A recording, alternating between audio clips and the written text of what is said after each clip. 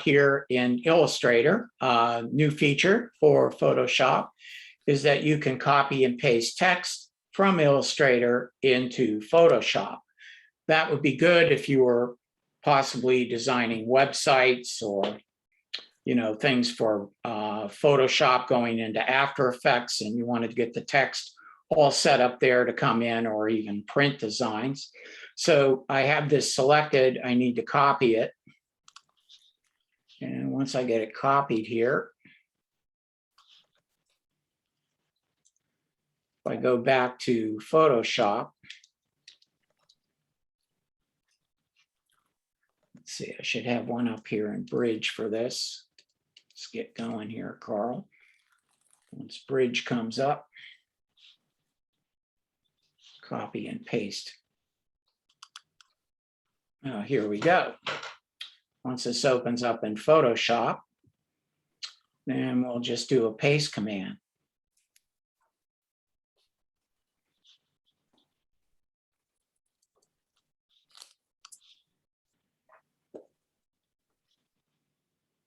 We should be okay at this point.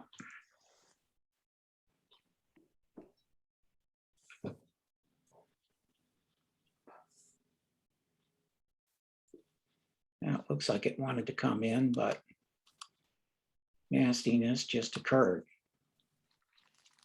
Let me head back to Illustrator.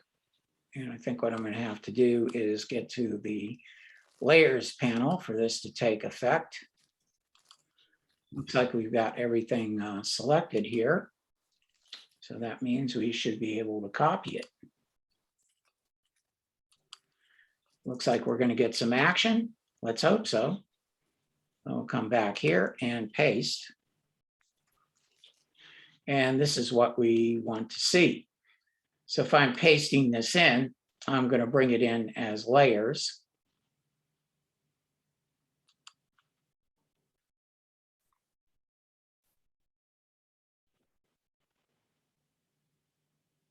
And there we go. So it's a little cranky. If you're going to do this, I would suggest get the layer in Illustrator, and there's a little, I hope you can see this selection zone. See if I deselect. Right over here, this is called targeting, but if you select that, it gets everything on the layer, and you can see the text has little text, the base lines are selected. So then when you copy, everything should be fine. I'm going to close Illustrator just because of throughput.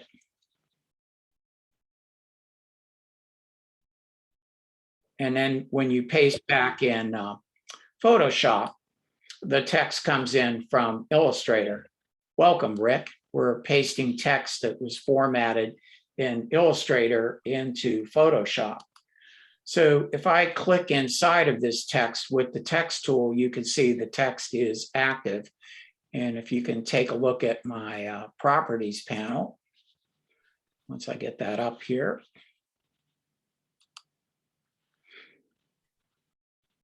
Actually, it's up.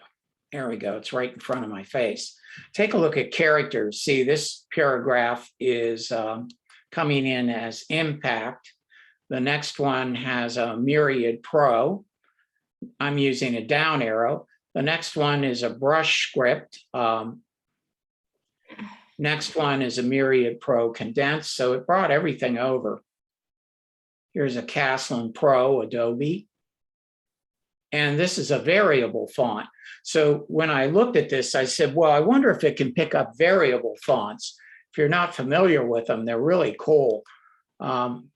Up here, you'll get a little where you can click on this little widget, see, and control the width, the weight, the slant. So you can kind of design your own fonts. If I had all the fonts selected. So those come over also, which is really nice. Really fantastic. So it does support variable fonts. Here's a Condor, extra light italic. Look at all the variations there. That's obviously an open type font. So everything comes over. So if you need to get things out of Illustrator, you can copy and paste them and bring them right into Photoshop. That's great. Yeah, there's a lot going on with Illustrator. Today, we're going to look at 2 o'clock Illustrator itself. The big deal there is 3D. Adobe bought a 3D program, and basically they've brought the 3D engine into Illustrator. The problem with that is that it can't get into After Effects. So if you're an After Effects user, don't get too excited about that. It's called Adobe Substance. So the old 3D's there, and it works. I like it myself. It's got some advantages, but they brought a real 3D code base into Illustrator. Kind of interesting way to approach it, but it works pretty well. And it even does what's called ray tracing. Though you're in some cases going to need a computer that can handle that. And they've always had this recently sky replacement. Notice I'm using Bridge for this. Let me just close this one zoom panel down. And let's say we'll use sky replacement 1 here.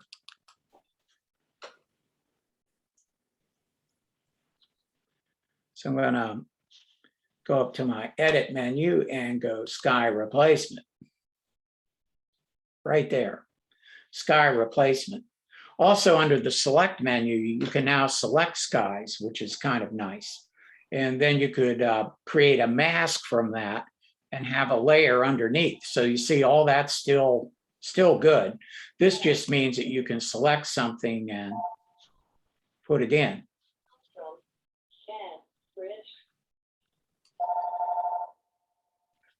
Let me just do some maintenance here. Bear with me 1 minute. I gotta mute some things so we don't have them running through. Not to be rude. Just there we go. Okay, that looks good. So you can see it's already pulled up a default sky. So when you use this, there's a little drop down and you can pull up skies, or you can load your own up in there with a plus button.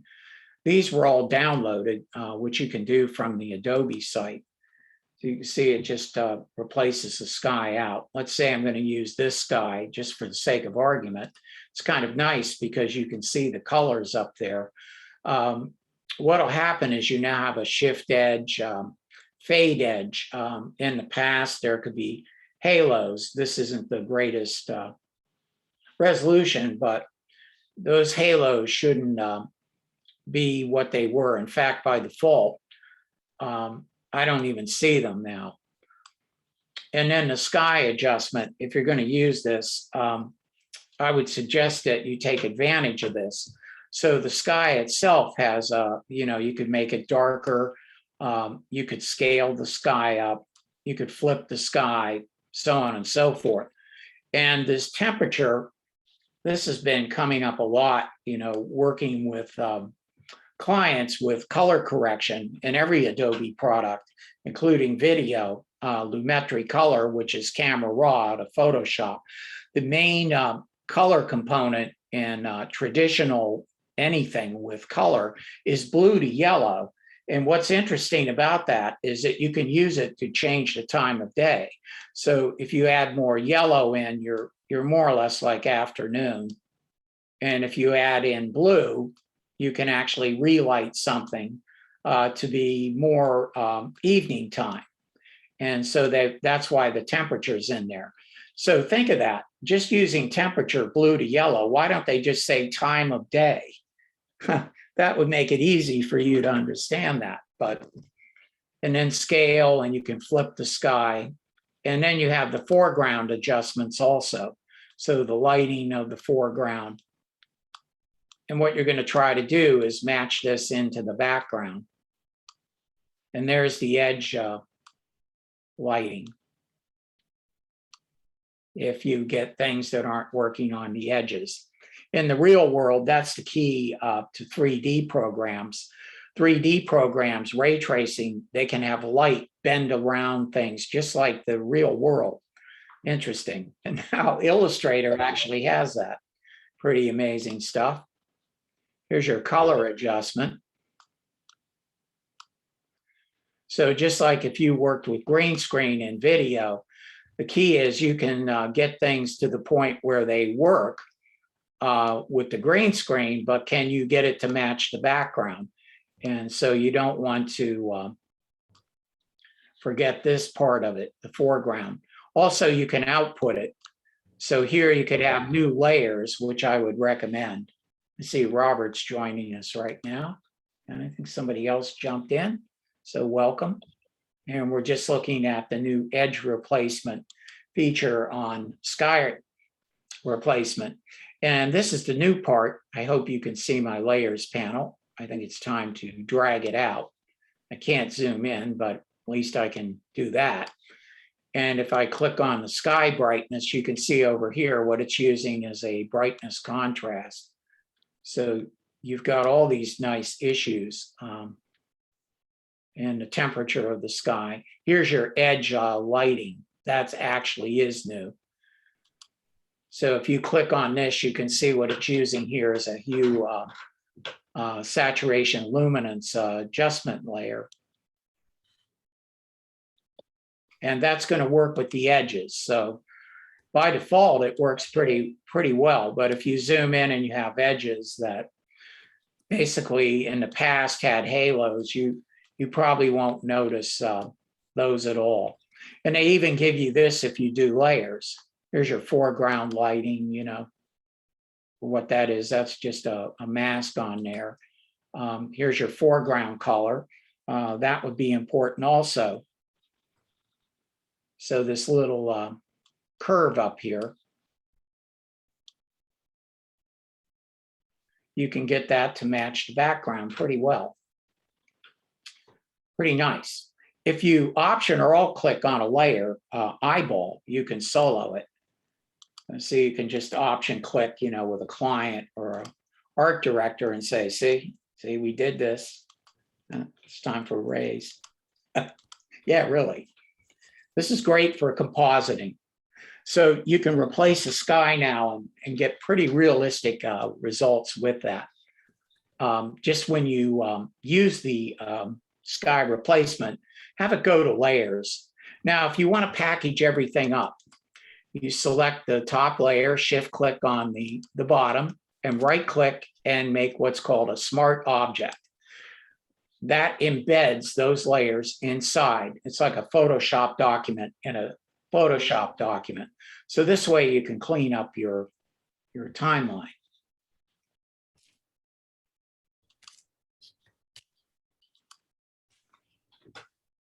And then we've got multi-threaded GPU compositing. That sounds pretty scary. It's under your preferences, and the same thing would happen on a PC end of the sky under the edit menu. So if I come up here to my preferences and go to performance, way down at the bottom is multi-threaded compositing. And it gives you a little bit of a text hint there. Multi-threaded compositing should improve performance in most cases. Turn it off if your documents are not displaying correctly. That's kind of a scary warning, isn't it? But once you turn it on here with that checkbox, then you have to come up to advanced settings. And inside of there, that's where you can turn it on and off. So you enable it, and under advanced is where you can turn it on and off. And that's when you're using blending modes and compositing. It's going to try to throw that onto your video card. That's what this is all about, the video card. And you can always turn that off. But it's under performance in your preferences. You could turn it on here, on by default now, and go to advanced settings to enable it and disable it if you need it. Also, while we're in here, take a look at your history states. That's where you can control things at that point. and also the RAM allocation, how much you want Photoshop to be able to get its hands on.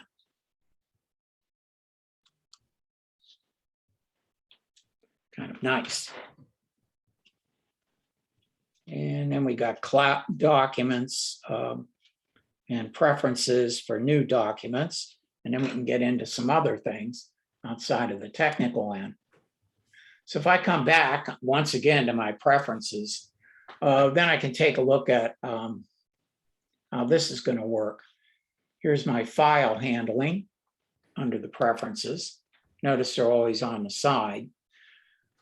Down here, cloud documents, local working directory.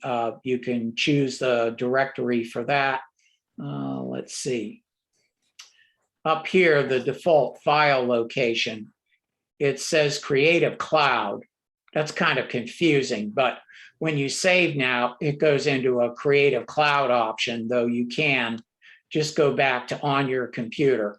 So if you're saving a document and you're tired of seeing this Creative Cloud option come up, come into your preferences and just turn that back to on your computer. Either way, you can save it with Creative Cloud on your computer, or if you're using your desktop, so to speak, the second option down here, you can always, you always have a Creative Cloud option. I think what it is they're just trying to force you to use Creative Cloud. But I need to bring this up. In the real world, you have private information up there. You probably don't want maybe that stuff on the Adobe site. So, I mean, it's nice that they're trying to get you to use Creative Cloud. But in some cases, you know, don't get into trouble. Talk to IT also. Tell them that if they're controlling the preferences, that you can turn this off.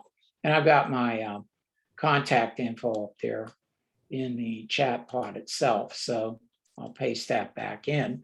If you ever need information, feel free to contact me at that phone number or email address.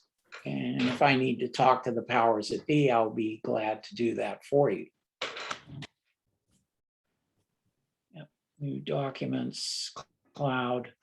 And then they're removing, well, they're removing quite a bit. Camera shape reduction has been vaporized under the filter sharpen menu. Quick share has been vaporized, as I like to call it, due to low usage. Kind of interesting. They just ripped that out. And also, if you've ever used 3D, which has been in Photoshop forever, recently that's been torn right out. So there are no more 3D. Oh, here it comes again. Oh, I see what happened. Thank you, Joy. I appreciate that. I thought I pasted it in. I see it up there, but there we go. So if you ever need that, Joy, with anything with the name Adobe, feel free to go for it. I'm not hoarding information.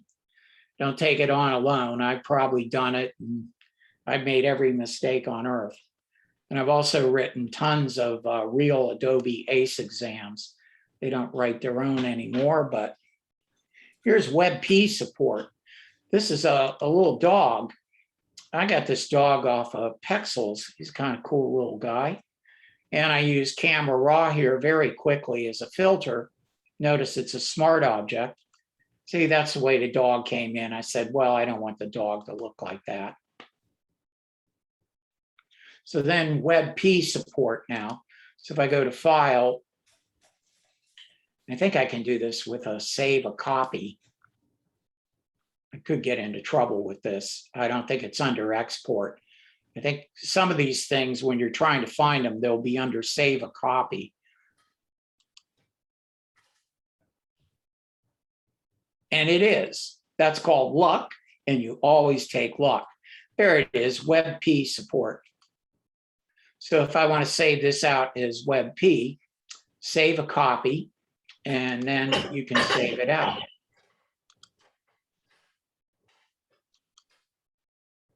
Then you get the options up here. Lossy is really good. Lossy means that if this goes on to, this is a Google format, by the way, it would be virtually lossless. I mean, lossy means, well, you could have compression on it, or lossless means that there's no compression. With lossy, it usually means, especially at maximum, that you probably won't notice any difference in the file size. And there's a slider, so you can work with that, do some tests, and see what works. Also, we need to look at this. XMP information is information about information, this file. So if you've got proprietary stuff within metadata that you put in and you want that stripped out, make sure that's not on. The HEIF information is the camera information. That can have GPS coordinates and a whole bunch of other things from the camera in. You might not want that at all in these files. Now, if you're doing this personally at home and you have your family and kids, you don't want any of that XF information in that file. There are crazy people out there that know how to get that information. It's not funny. So it's really great that they've got ways now to strip things out. Usually it would have include, you'd have to take them off. But I'm assuming since they're dealing with Google, they don't want them getting your information and selling it, and especially crazy people. Anyway, you'll get an XWebP file out that you could test out. It'll run in Google Chrome. I'm not sure about Firefox, but you can give that a test. But it's WebP, it's got support for it, and it's good to know in case that ever rears its head, which it could. That should close.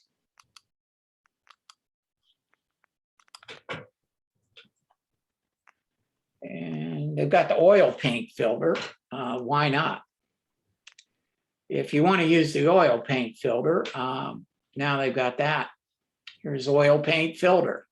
It's good that I name things correctly, so I'm not searching around here. It's a smart object. So that means I can go to the filter menu. This thing lives under stylize, by the way, and there it is. Pretty much like impressionistic. Have to turn on preview. And this runs a lot faster. You can imagine the math calculations in the past would make it so this could be restrictive. So, how much stylization do you want to add? Cleanliness, kind of like softening, isn't it? Yeah, why can't we say that? I might want it to be soft. And then you can scale this up. And bristle detail.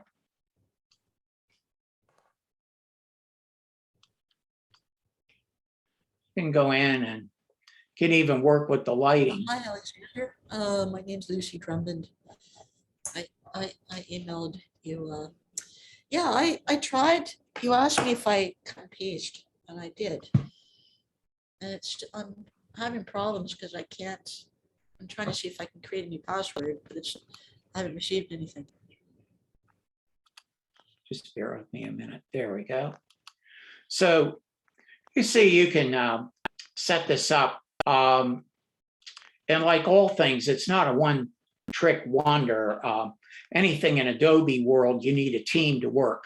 By using a smart filter, that means one, I can turn any filter on and off, and they're non-destructive. So if I double click this filter, I could change it at any time. What's not looked at is this little widget. Look at this little guy way over at the right. Just look at oil paint and go right over like this. Double click that and you'll be rewarded with anything on a smart filter. So here, because we're dealing, maybe you want to deal with compositing, you could use this and maybe put it to overlay mode. And there's opacity. That's the volume control, so to speak, of layers. So you see, you could add you know, with any of these blending modes, here's vivid light. And that can change everything. So by using this and opacity and using smart filters, you don't have to get involved in adjustment layers and all of that kind of crazy stuff that goes on. Isn't that cool? I mean, I just love this little widget for anything, including Camera Raw. So if you use Camera Raw as a filter to correct anything, you can double click this and just pull down the opacity and it'll back down the color correction. It's this little guy right here that gets no respect. He even says double click.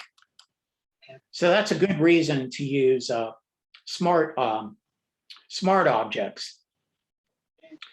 And that way you don't have to duplicate layers and get involved in blending modes. You could just double click a little icon that you can hardly see. You think that would be bigger, huh? You think it would be somewhere else, but it's not. It's just hidden. So that way you can really get some use of this. Of course, you could always duplicate a layer and use it and use blending modes. See, I've got a couple live mics here. Just bear with me a minute.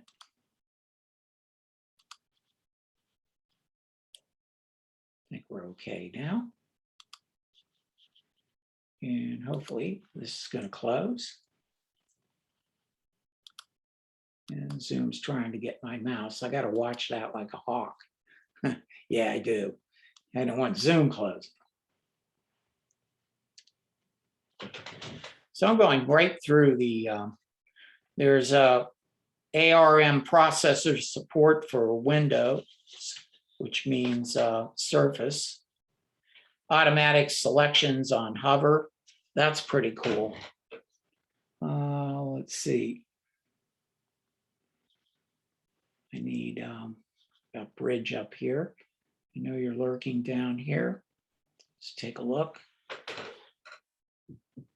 Let's see. Got tons of stuff. I like that word, stuff. Tons of things.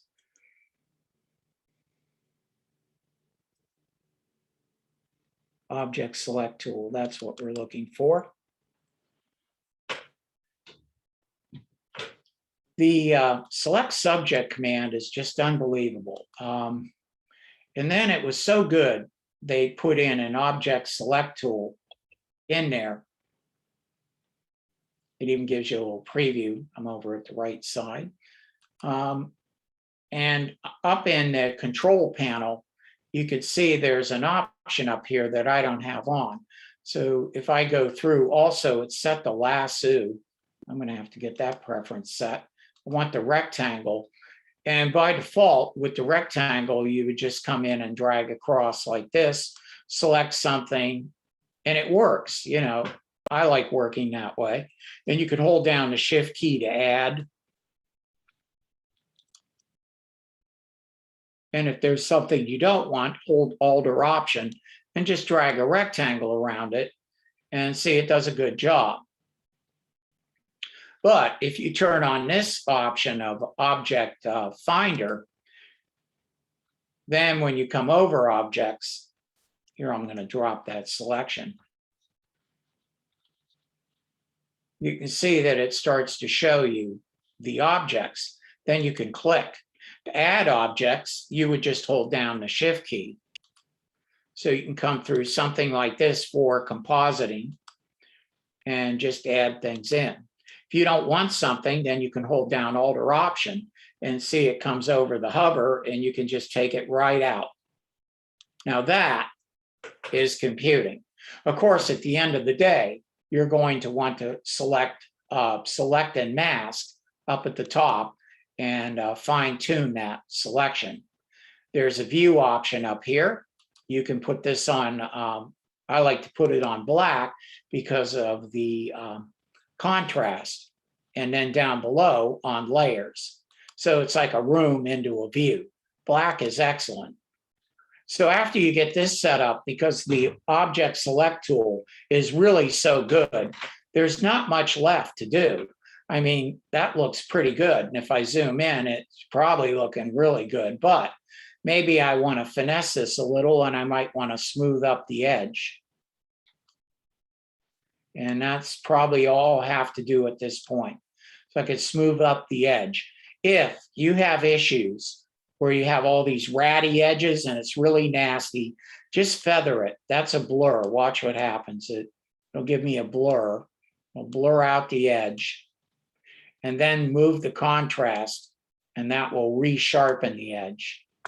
My video card's just taking time to render up. So feathering will blur the edge and contrast will resharpen the edge.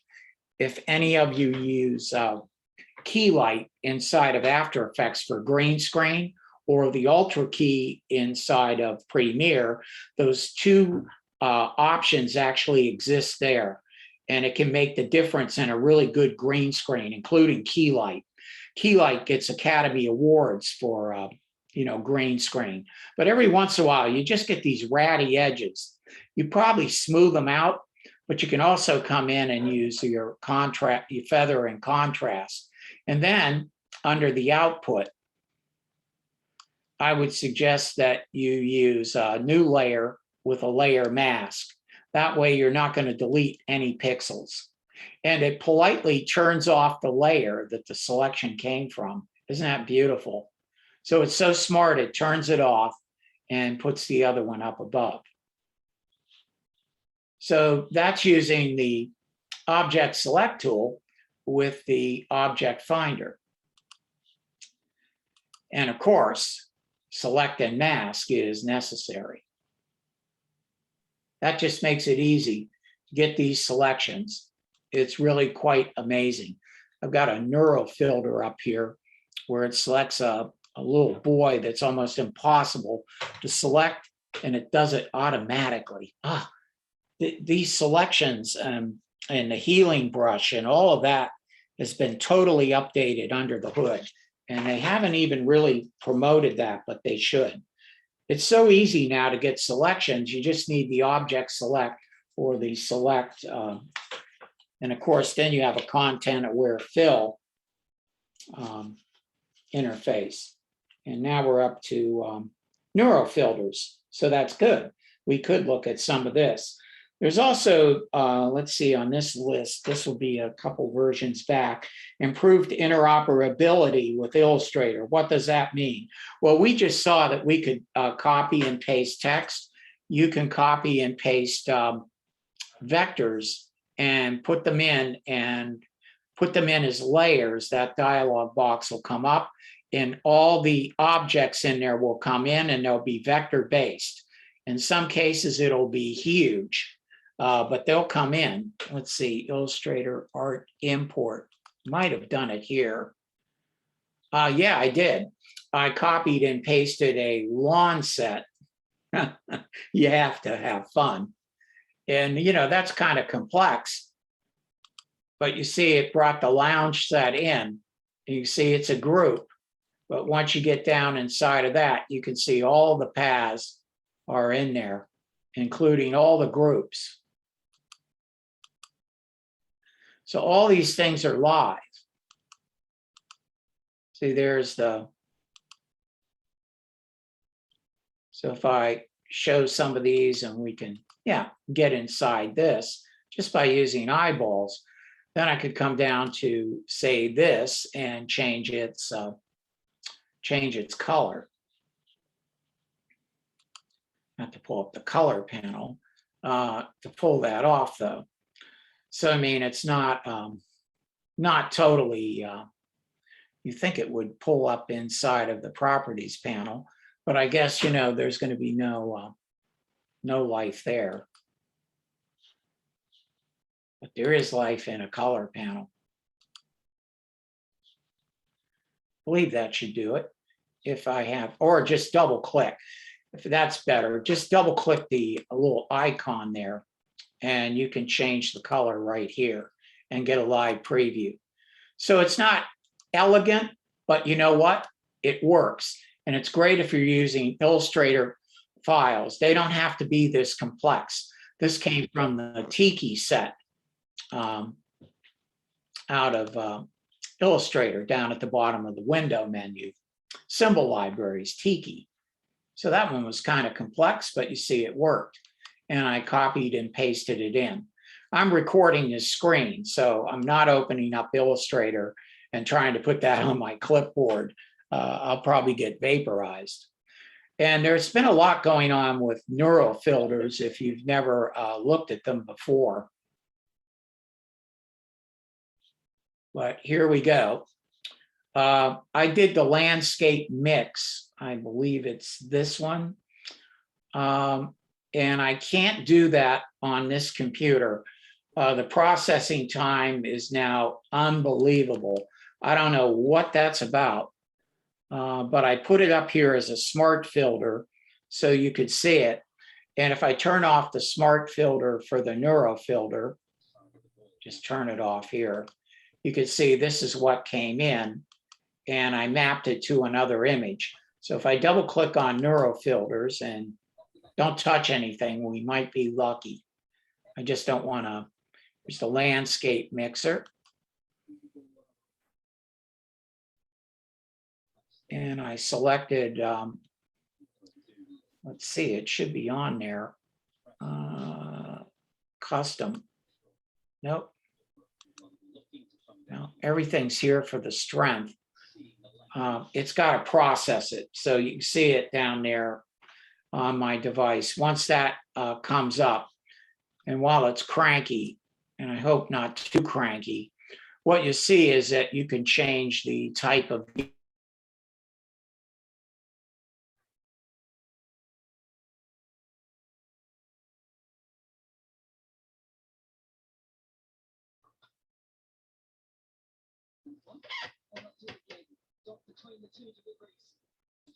I turned on subject is, but this is a bug. This is something that they need to seriously address. I'm going to try to cancel that as fast as I can, and hopefully Digital God's willing. There. Oh, that's called luck. Always take luck whenever you can get it. And I selected an image, I believe it was one of the ones up here, and it mapped through, was that one. You can see, you could have seen the colors. So you can mix landscapes, kind of nice, but you're going to want to probably take a look at that, test it out before you try to get that thing into production. It could kill you on a deadline till, you know, make sure it works. What I'm assuming is that we need some serious multi-core processors for that to try to analyze things. But there's more, yes. And these will work. Here's a makeup transfer. If this is the right one. Nope.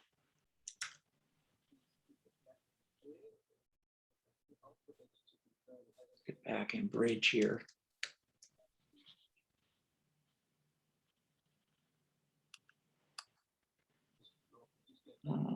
Smart portrait.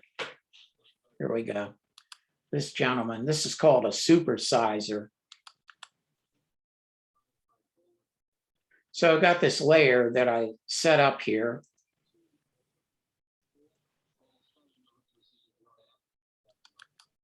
Double click on the neuro filters.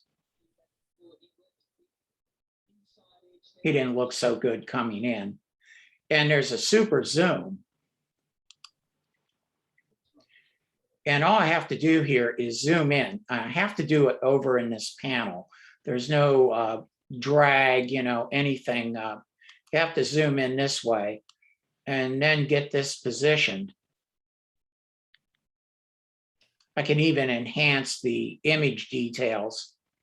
I could do this, you know, there's other ways to do this with image size and some creative smart objects within Photoshop. But if you're, you know, trying to get something up quickly for a print design or web, this is really great. It's even got noise reduction if necessary. And it's got sharpening if you need to sharpen. I use Camera Raw as a filter for the color correction. So, I mean, I'm pretty much done. And I can output it to a new layer. or a new document. At this point, I'll just output it to a new layer. Click OK. You can see then I could export this layer out. So it does a good job, you know, of portraits and things where you need to get them out quickly. It seems to run very quickly too, which is necessary for this to be of any use to you. Unlike landscape, that might run like a rocket on a PC. My Mac isn't that old, but we're getting to the point. It's not that old, but I think I need a new computer. Yes, I think that's going to be necessary for me to continue to work.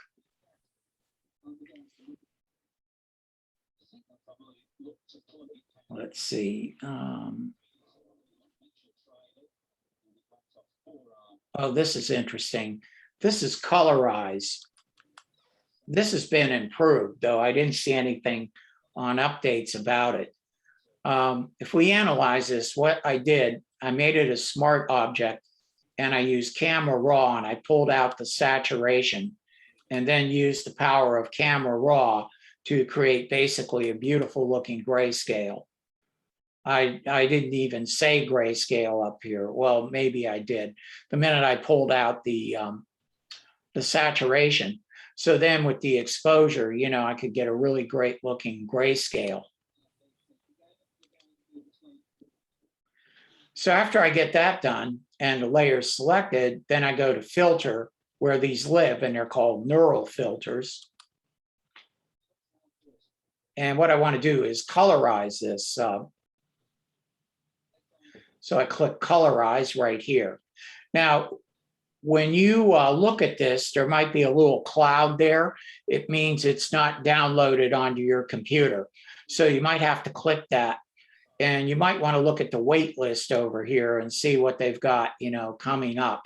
This looks interesting, a portrait generator, you know, shadow regenerator, long water exposures,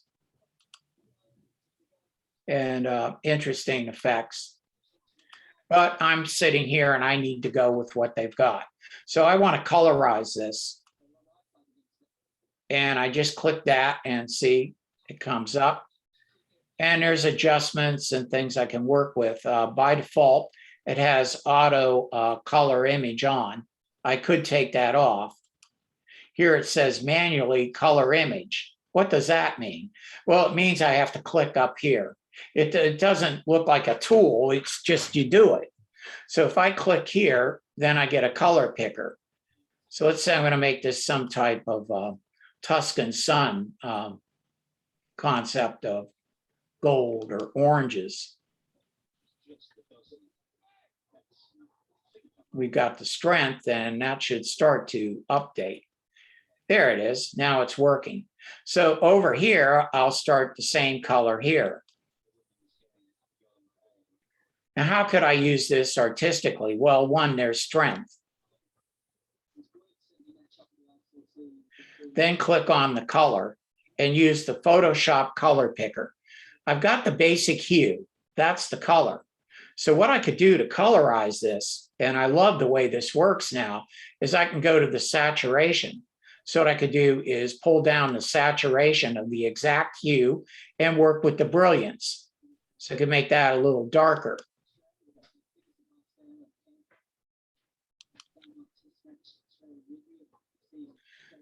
I could even come over to the other wall and start to work with that. But maybe I need a different color.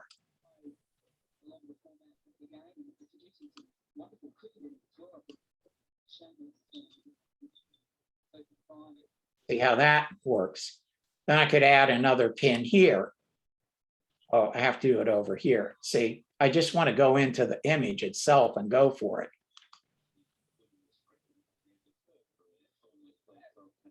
And I could pull the strength down. I don't even need to work with the color. So it's really easy to hand tint. Let's say I wanted to change the color of the stones down here. I'll click there and just change the color here. Well, we don't want to get too ugly, Carl, but we do want to. Yes, Lucy, I'm recording right now.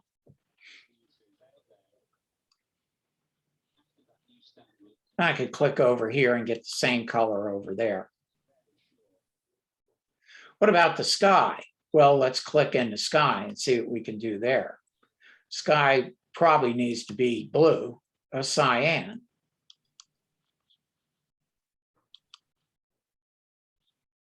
And the strength needs to get cranked up there also. And we need a little bit more of a blue down here. Now what I could do is actually work with the color itself. So if I work with the color, then I can go to the saturation, you know, the brilliance of it, how light, you know. Of course, over here, I need to add another pin on this building and then change the color of that. Now, usually in Photoshop, you can move your mouse out here and get an eyedropper, but for some reason that's not working. But, you know, if I thought this through and did it correctly, now another way, and this works a lot if you ever work with their gradient panels where you can't change colors. Sometimes you can click on a color stop like this and then click over here and it actually works. So you see by using this, and I could select this blue and just say, please remove. So if I want to copy a color, all I have to do is click on a color stop and then click somewhere else. And I found under the hood, that's a great way to copy things. So you can go through and hand color photographs. I think it's fantastic.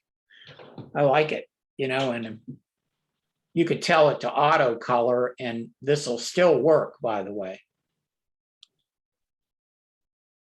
Of course, we're not done. There's a saturation and a lot more that you can use with this.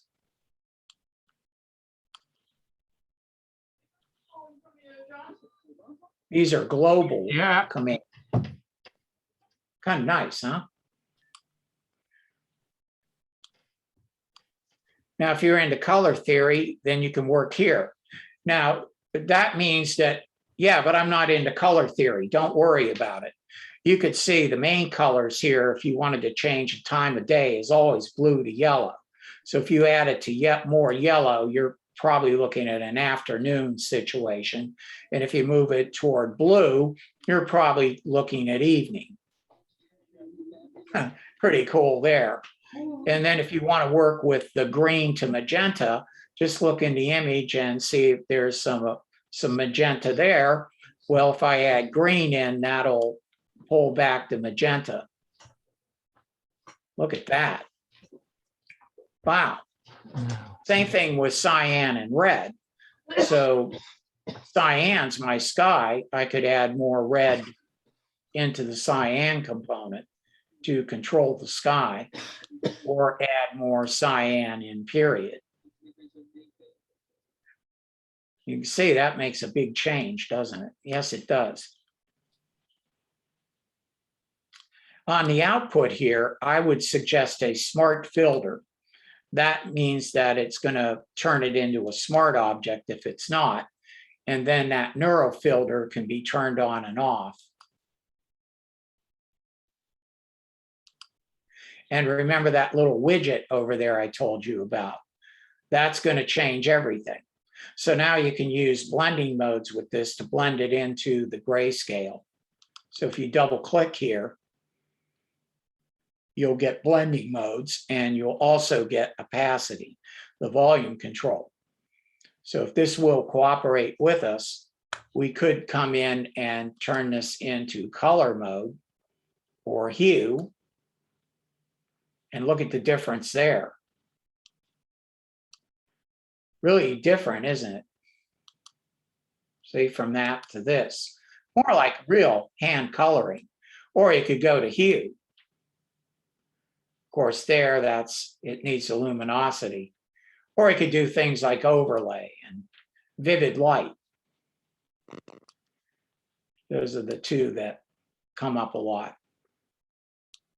Or you might just want to color burn in the colors. Multiply is great. It's going to make it darker, but remember, don't forget opacity. Opacity is the way you control blending modes. So you could come in and duplicate this layer if you're getting into art. You know, the camera likes you and you like the camera and you're using camera raw. You could use this neuro filter, duplicate it, and use different blending modes and get different output, and output those and sell them. Different interpretations. Wow, we just turned you into Ansel Adams. That's exactly correct. Kind of nice, huh? Nothing's written in stone either. You can always undo with a smart filter.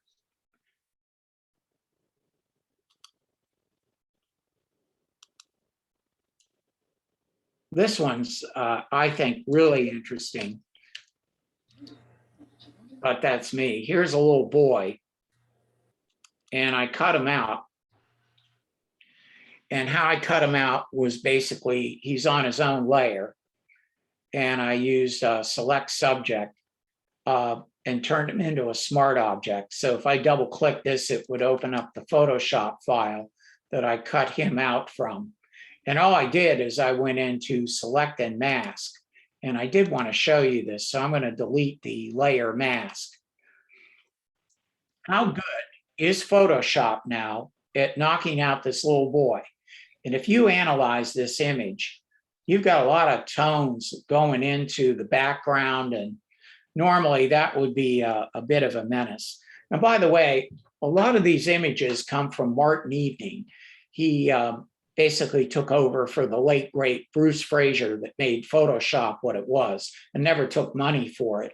But I don't usually say this, but the best book you'll find on Photoshop is Photoshop for Professional Photographers.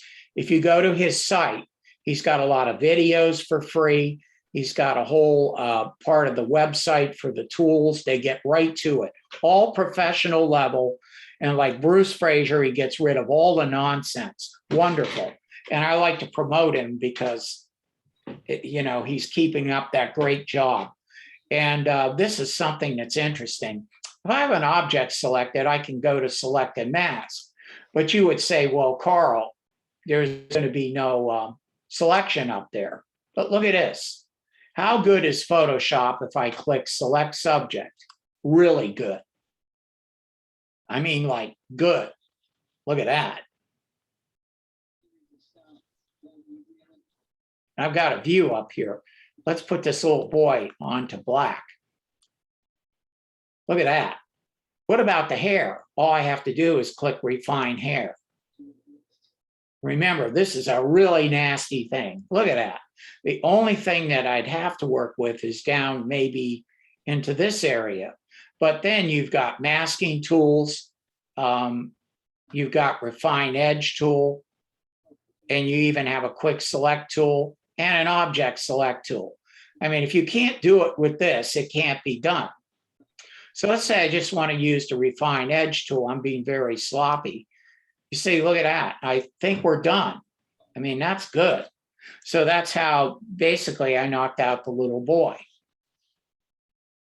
And then I output him to, in this case, a new layer with a layer mask.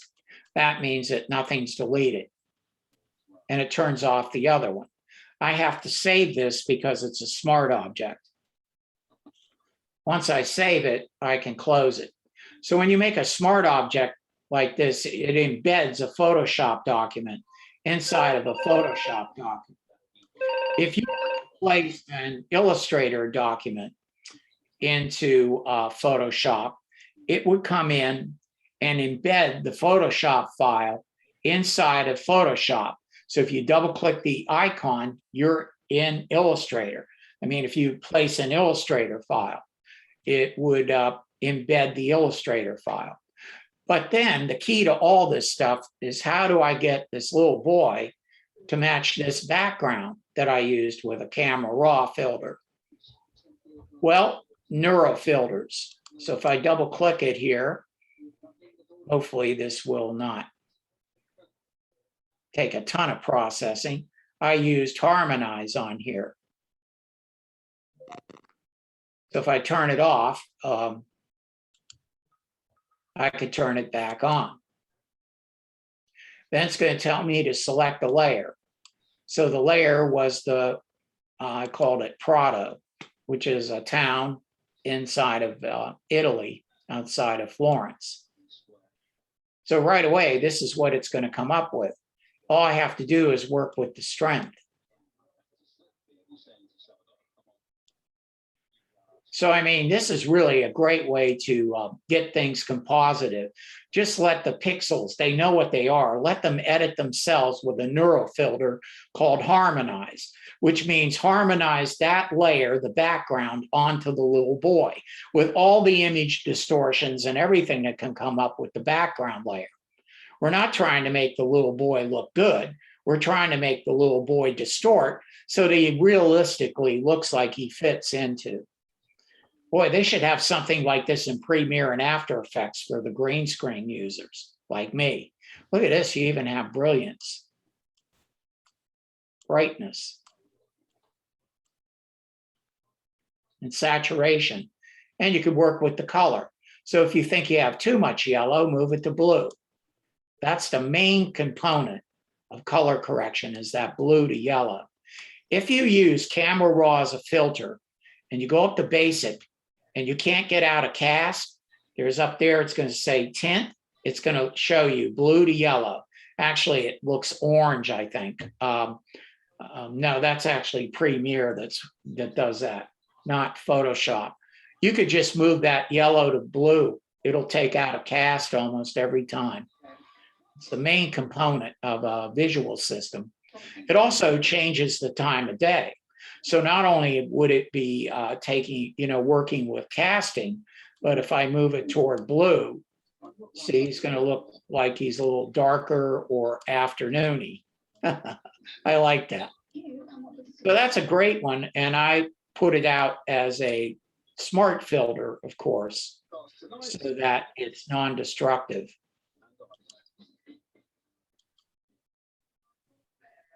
So that's a neural filter called harmonize. Great for when you're using, select subject or the object select tool. And that's important. Think of it. You can get a selection easily now, but how can you make it match a background?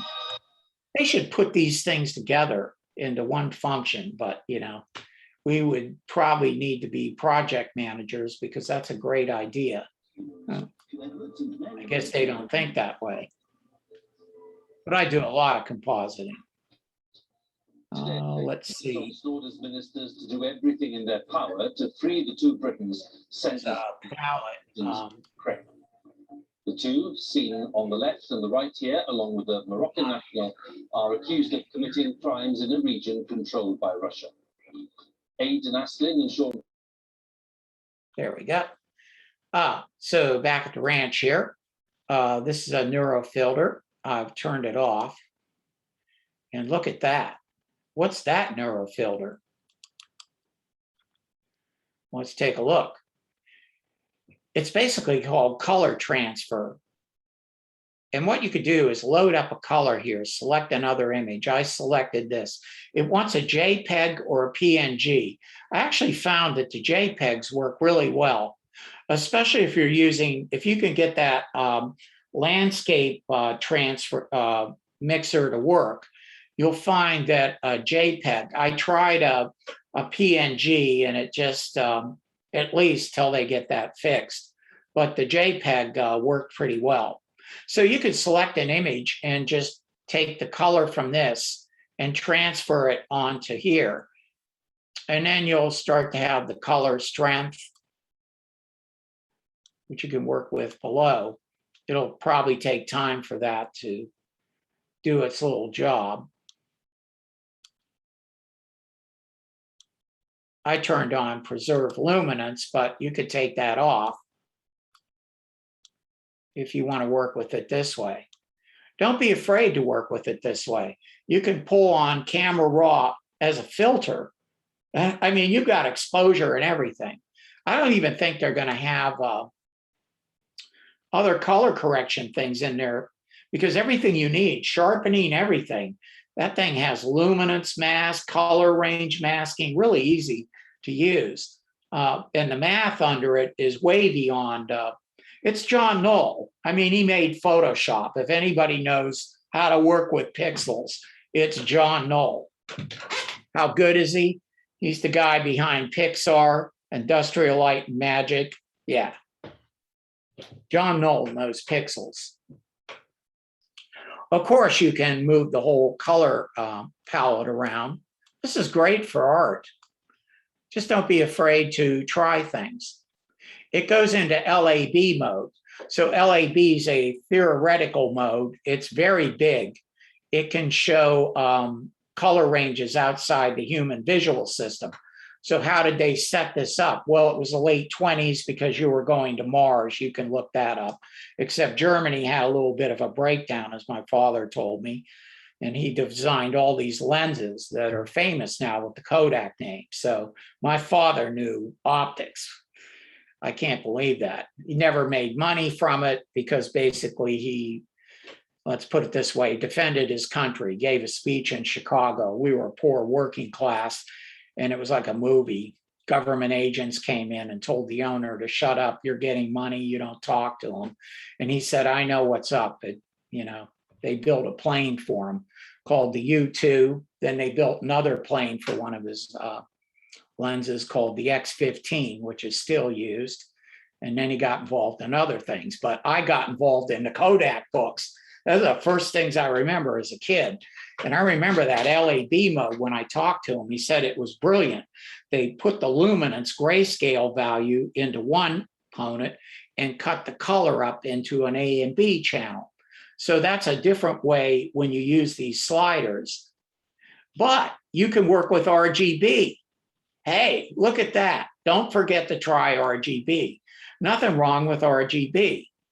So then you get a hue, saturation, luminance. They call it brightness. So you get something different every time. You could still shift all the colors around. It's just using a different algorithm under the hood to get what you want. It doesn't matter what the theory is. Joy, I use them both. I don't care. It just matters what you see. You'll know what to do. I mean, how many images have you seen in your life? Joy, they've told you your whole life selling soap. And I've taught my two daughters this because I work with, design studios, Madison Avenue. How do you sell soap? Well, if you're at the base level and have no morals, you tell somebody their whole life that they're inadequate. Why do you think you see the stuff going on that's going on? They're watching too much stuff and they're telling them you're inadequate. So, I mean, my theory on that is just go for it because you've been educated with billions of dollars of ads. Just go for what looks right. There's no right or wrong. There's just go for it. Try it. Does it look what you want? Remember, this isn't going to be written in stone. So you can come back and change your mind. All you're doing is dragging sliders. Listen to this carefully, like camera raw. You're looking at the image and dragging a slider with the mouse down. That's the advanced technique. You just look at the image. You'll know what to do. And remember, you could put on camera raw as a filter after this and really, get a workflow. I use smart filters because they're non-destructive. And then up here, remember the little widget?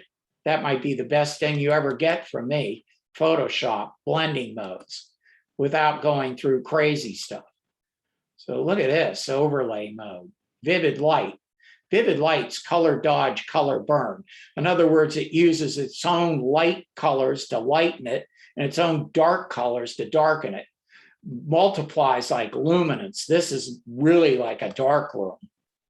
And you can start to come up with some pretty interesting things. How do I know what blending mode to use? I just go through and try them out. Look at that, subtract mode. Here's divide. Divide divides out all the darks, leaves the lights. Isn't that interesting? Subtract is the opposite. Subtracts out the highlights, leaves the darks, and you've got opacity. Never forget that. Totally different animal when you start to use opacity. All you have to do is get an image and play around with this a little bit, and you'll learn a lot about blending modes. But you'll also be at a level where you can really start to do some high-end things. What does high-end mean? To me, it means you get what you want, not what some trick or tip or dog and pony thing in a book tells you. Really fantastic. I don't know what to say except it works, and that's all that counts. So the neuro filters are fantastic.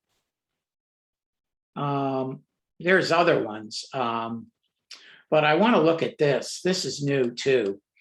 If you work with gradients, these things have changed. So here's a gradient that I put on a layer. I have to type G for the gradient tool. G for gradient tool. And up at the top, you can see this is set to perceptual. The one underneath it is called classic. And then I've got to turn this top one off. And here's linear. Look at the difference in the gradients. They're different, aren't they? So classic is the way it used to work. Perceptual is now the new default. Perceptual displays color the way your human visual system works. Whenever you hear, like in color management, the perceptual way of translating colors, it translates colors the way the human visual system works.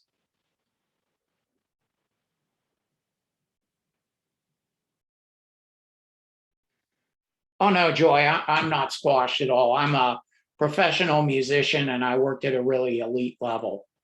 Seriously, I'm actually admitting that now. Yeah, I was at an elite level. I got to do what nobody in the generation before me or my generation ever got to do. And I worked with the greatest drummer that will literally ever walk the face of the earth objectively. Nobody else could deal with him. He was an artist and a farmer. We got along just fine.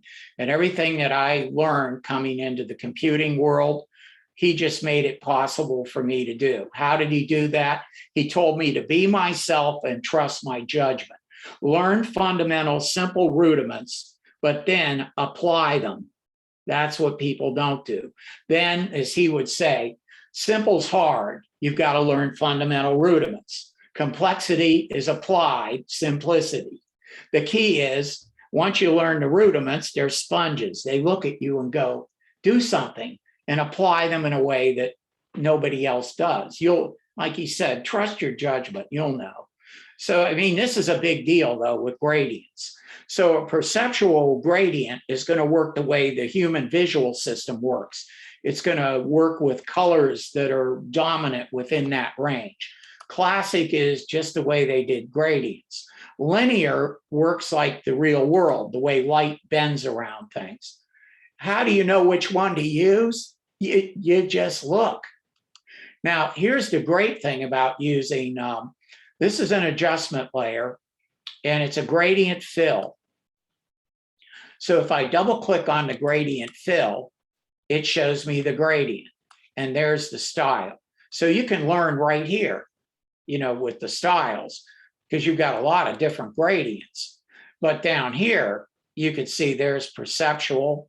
This would be linear. These are going to be totally different. But you could just come in and look and decide how you want to work. I like things like noise gradients. They even work with those. I probably have to load these in. They're in the legacy gradients. They should be in there. I don't know why they would take these out. They're a different type of gradient. Here they are, noise samples. I think you'll like these. These are a lot of fun. Here's a noise gradient. So I select that. You can see what that looks like. You click on this little swatch in the middle, you can edit the gradient. All you have to do is click randomize. You can see why I like noise gradients. Oh yeah. Why would they take those out and put them in? These are great looking gradients. Let's say I do like that. Then I can angle the gradient and I can scale the gradient. So that's all fine.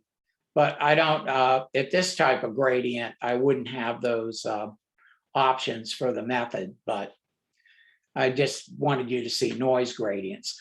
Remember, you can always make this a smart object. That's right. And use camera raw as a filter. Are you kidding, Karl? You're going to take a gradient fill, you're going to right click it and make it a smart object? Why? Because I'm going up to the filter menu and I'm going to use camera raw as a filter. That's right. So now I got my exposure up here. Look at that, my contrast.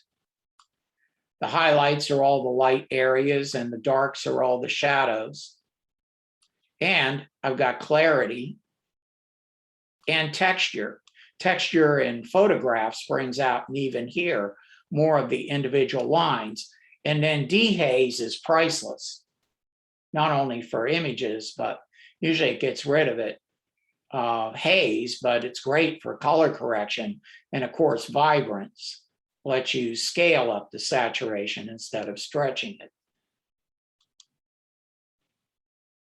So once I click OK, that works really well.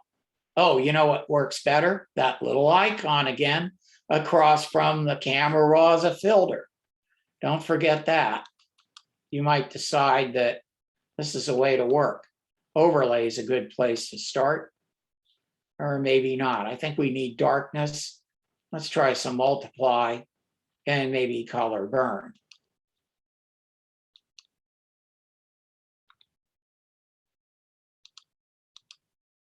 You got to have fun. I think we might even get some crazy stuff with difference mode. Yeah, look at that. That's interesting also. Just don't be afraid to try anything. You can't make any mistakes with a smart object. All you can do is get what you want. And that's the whole point of what I do.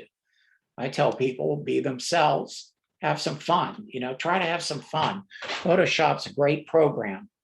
It's got all kinds of things buried under the hood, mainly smart objects. Also, you can run filters on here on top of that if you wanted to. So any of these filters would all be non-destructive, including a filter gallery. But now we're going to head down to the through the rabbit hole, so to speak. Let's try a cutout.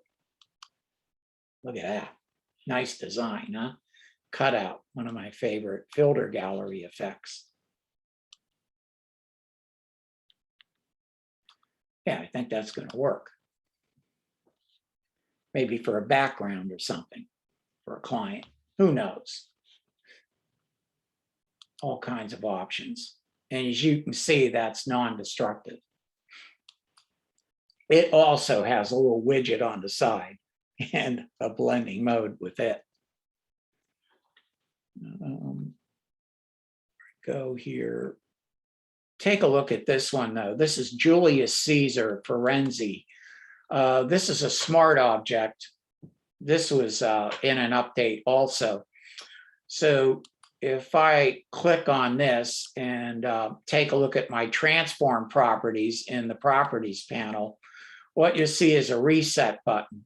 So what Julius Caesar has going on is he had a warp effect free transform run. And you're working with smart objects, and because you don't want to be destructive, it means that you can scale it up and down with free transform and not lose any, resolution. But what you don't lose are crazy clients. Oh yeah, the crazy client comes in and says on Friday, after you talk to them on Monday, you're waiting for the rest of the information to get it into InDesign, and they go, well, I don't want to do that. I don't want to do it. Well, what do you do now? You select a layer, go to the properties panel, and look at this little guy, reset the transformation. That gets rid of the warp commands, the free transform commands, and now you can start all over. Isn't that wonderful? I mean, I think it is. They put in a reset for smart objects for any transformations or warps that go on. So if I go to free transform, Command T, or Control T on a PC, I can right click in here and, maybe add a warp, flip it around, that all gets picked up. Any of these commands inside of here basically can be redone. So if I accept that and then decide I don't want to do it, because it's a smart object, the properties panel will eventually light up and I can redo. I might have to move him with the move tool, V for move, but hey, that's better than not having that. And this also works with type. So you can apply these crazy things to type layers. You just never know what's going to happen. In fact, I think if I go to the edit menu, I can directly with type at this point, just go up and use transform command right there and just pull a warp up. Then up at the top here, it's not elegant, but there's an icon. Once that comes down, then the warps would be, they should be right up there. There it is, an arc. Let's try an arch. And once I accept that, does it work? Yeah, there's your reset button and the type is live. So if you're using compositing, these little things that just go by that never get looked at will change your life. You no longer have to sit there in fear that somebody's going to, change your mind. And let's see, I'm kind of going longer here, but you get me going, and I just want to give you everything I can. We looked at all this. I'm going back because usually they only do a few, so I like to go right back through. Transform warp, we just looked at some of that.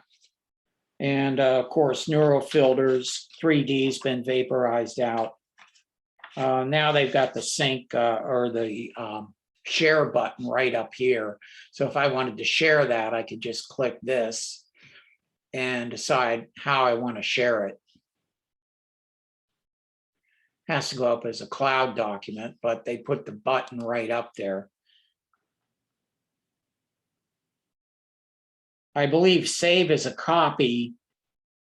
I know I'm right on this. We'll give you the type of output that you need for scalable vector graphics. So thank you for taking time out of your day for this. I hope it was helpful. And I'll get my contact info back up in there. I think it's on the clipboard. If it's not, I'll get it up on there. And it is. So if you ever need anything, feel free to contact me. Also, you can always contact Tom Wilson at FMC Training. And Tom can help you with anything you want to do training wise. He knows that I work with clients' budgets also. So don't think that, you see pricing and that something can't happen. You talk to Tom and Tom knows that I work with clients. We'll figure something out for you so that you can get your workflow up to where you need it to go. So you guys have a great weekend. Feel free to keep in touch with my contact info. If anything cranky goes on in Adobe world, and believe me, it will. And have fun with Photoshop. It's a great program. It really is.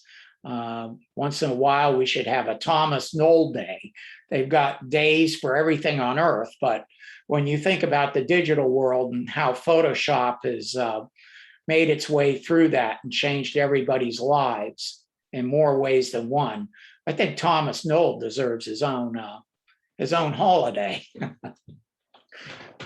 Hey, I think that would be great, but who am I to argue with the powers that be? So hopefully, if you're coming on, 2 o'clock, we're firing up Illustrator.